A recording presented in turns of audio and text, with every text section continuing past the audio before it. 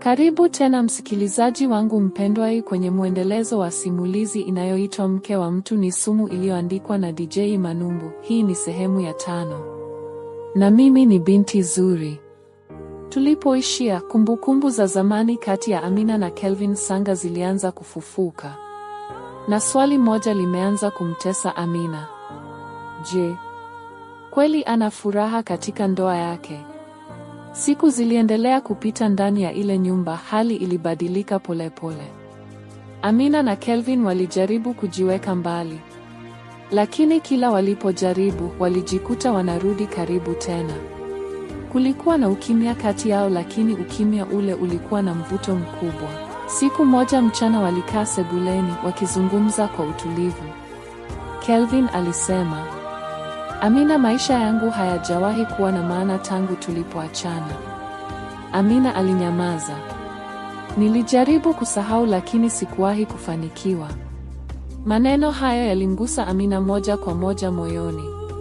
Kwa sauti ya chini, Amina alisema, unajua Kelvin, hata mimi sikuwahi kukusahau kabisa.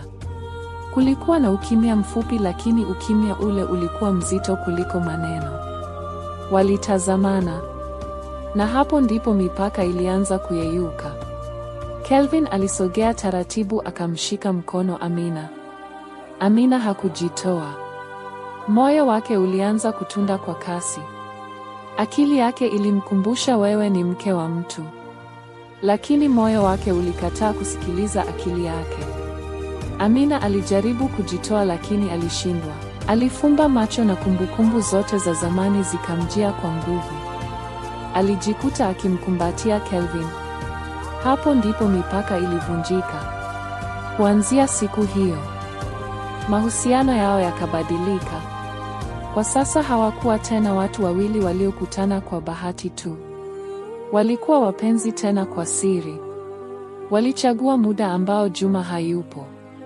Na wakawa pamoja. Walicheka, walikumbatiana na kurudisha penzi lao la zamani. Lakini kila walipokuwa pamoja, kivuli cha hatari kilikuwa kinawafuata. Kila mlango ulipogongwa walishituka sana, kila simu ilipopigwa walirukwa na akili zao.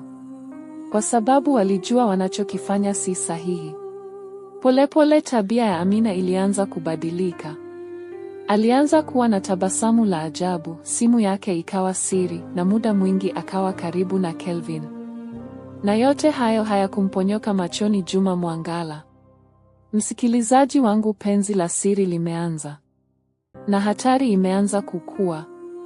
Je, Juma atagundua ukweli? Au Amina ataendelea kuishi maisha ya siri? Katika sehemu ya 6, shaka ya mume itaanza kuota mizizi. Usikose sehemu ya 6.